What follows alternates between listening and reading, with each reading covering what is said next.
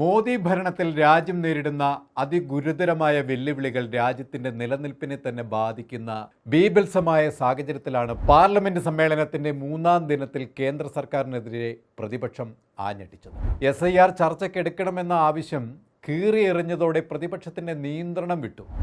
നടുത്തളത്തിലേക്ക് ഇറങ്ങി പ്രിയങ്ക ഗാന്ധി ഗർജിക്കുകയായിരുന്നു. ഭരണപക്ഷത്തിനെതിരെ അവർ ചീറിയെടുത്തു. വയനാട് MP പ്രിയങ്ക ഗാന്ധി കഴിഞ്ഞ ദിവസവും പാർലമെന്റിൽ ശ്രദ്ധേയമായ ഇടപെടൽ നടത്തിയിരുന്നു. മോദിയുടെ ഡ്രാമ പ്രസ്താവനയ്ക്ക് ശക്തമായ മറുപടി അന്നവർ നൽകി. ഇന്ന് സമ്മേളന നടപടി ആരംഭിച്ചതു മുതൽ പ്രതിഷേധം ശക്തമാക്കി പ്രതിപക്ഷം മുന്നിട്ടിറങ്ങുകയായിരുന്നു. ബഹളം അതിൻ്റെ ഏറ്റവും രൂക്ഷമായ അവസ്ഥയിലെത്തിയതോടെ ഗത്യന്തരമില്ലാതെ പ്രതിഷേധം അവസാനിപ്പിക്കാൻ സ്പീക്കർ ഓം ബിർളയും പാർലമെന്ററി കാര്യമന്ത്രി കിരൺ റിജിജുവും പ്രതിപക്ഷ നേതാക്കളുമായി ചർച്ച നടത്തിയെങ്കിലും പ്രതിഷേധത്തിന് അയവ് വന്നില്ല. രാജ്യസഭയിൽ പ്രതിഷേധം വാഗ്വാദത്തിൽ കലാശിക്കുകയായിരുന്നു.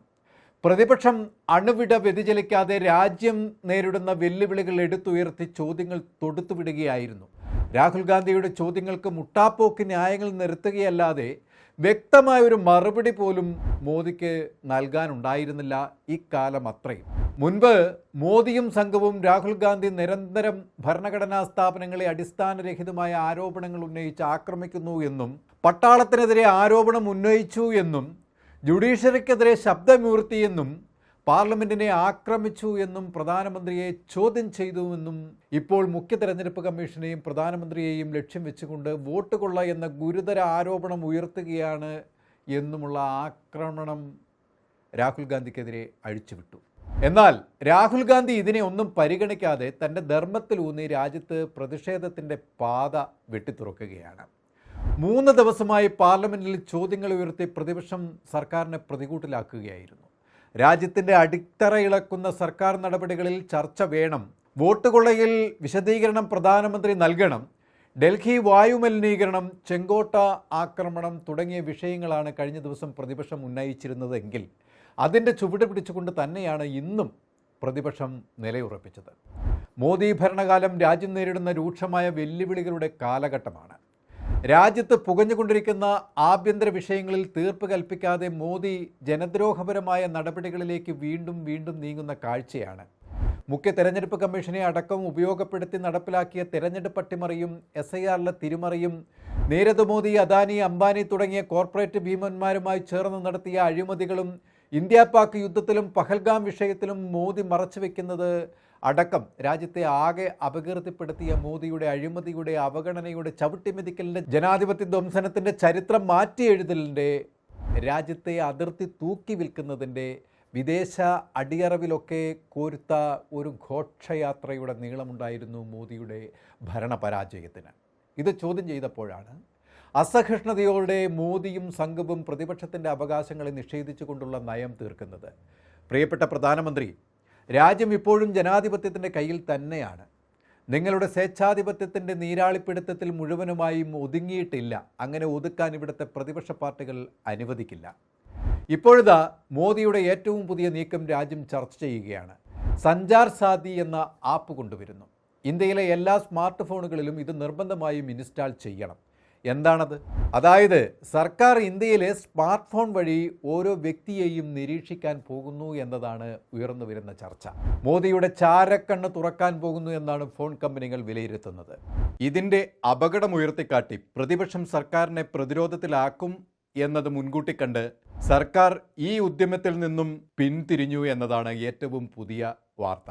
ഇങ്ങനെ മുൻവിധിയില്ലാതെ സർക്കാർ തീരുമാനങ്ങൾ എടുക്കുമ്പോൾ അത് തിരുത്താനാണ് പ്രതിപക്ഷം ഉള്ളത് എന്നത് മറന്നുകൊണ്ടാണ് മോദി കഴിഞ്ഞ ദിവസം പാർലമെന്റ് നാടക പ്രസ്താവന നടത്തി രംഗത്ത് വന്നത്. ഒരു ഫോൺ വഴി എങ്ങനെ ആശയവിനിമയം നടത്തുന്നു, അതിൽ നമ്മുടെ വിനിമയ കണ്ടന്റ് എന്തൊക്കെ എന്നതൊക്കെയുള്ള കാര്യങ്ങൾ ഇനി ചാരക്കണ്ണിൻ്റെ നിരീക്ഷണത്തിലായിരിക്കും. ഇത് വ്യക്തി സ്വാതന്ത്ര്യത്തിലേക്കുള്ള കടന്നുകയറ്റം എന്നാണ് പ്രതിപക്ഷം പറയുന്നത്. ഇതുമൊരു സ്വേച്ഛാധിപത്യ പ്രവണതയുടെ തുടക്കമാണ്.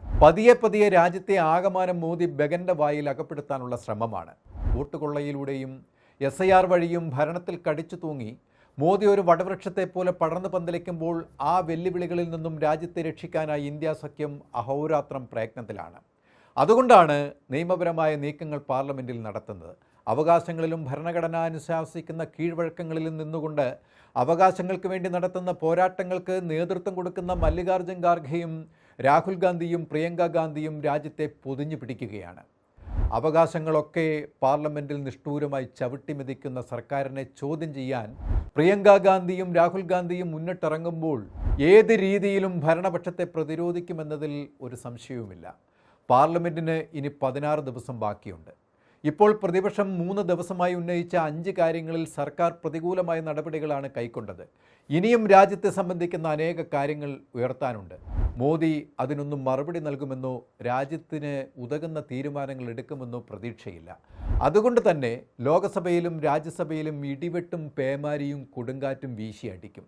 വോട്ട് കൊള്ളയിലും SIRലും വെട്ടിമാറ്റിയ ലക്ഷക്കണക്കിന് വോട്ടുകളിൽ BJPക്ക് അനുകൂലമായ വോട്ടർമാരെ തിരികെ കയറ്റിയും ഭരണത്തിൽ തുടരുന്ന മോദിക്കും മോദിയുടെ ചെയ്തികൾക്ക് കുടപിടിക്കുന്ന മുഖ്യ തെരഞ്ഞെടുപ്പ് കമ്മീഷൻ ജ്ഞാനേഷ് കുമാറിനും ഉടൻ പിടിവീഴുമെന്നും വേണം കരുതാൻ. അതിനുവേണ്ടിയുള്ള ആസൂത്രിതമായ നീക്കത്തിലേക്ക് നീങ്ങിക്കഴിഞ്ഞു പ്രതിപക്ഷം. ജ്ഞാനേഷ് കുമാറിനെ ഇംപീച്ച് ചെയ്യുക എന്ന ആവശ്യം രാജ്യത്ത് ഉയർന്നു കഴിഞ്ഞു. പാർലമെൻറ്റ് സമ്മേളനം അവസാനിക്കുന്നതോടെ രാജ്യത്തൊരു പുതിയ മാറ്റത്തിന് ഇന്ത്യ മുന്നണി തുടക്കം കുറിക്കും.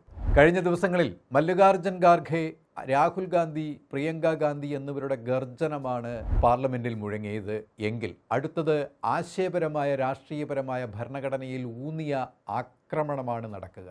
ഇനിയുള്ള ദിവസങ്ങൾ മോദിയുടെ ഉറക്കം കിട്ടും. പ്രതിപക്ഷത്തിൻ്റെ ചോദ്യമുനകളിൽ മോദി ഉത്തരം മുട്ടി പിടയും. ആളിപ്പടിരുന്ന ചോദ്യാഗ്നിയിൽ പൊള്ളുന്ന മോദിക്ക് എന്തുത്തരമാണ് 146 കോടി ജനത്തിന് നൽകാനുള്ളത് എന്ന് നമുക്ക് നോക്കിക്കാണാം. കൂടുതൽ വാർത്തകൾക്കും വിശേഷങ്ങൾക്കും ഞങ്ങളുടെ channel like, share and subscribe ചെയ്യുക. കൂടാതെ സബ്സ്ക്രൈബ് ബട്ടണിലെ ബെല്ലൈക്കൺ എനേബിൾ ചെയ്യാനും മറക്കരുത്.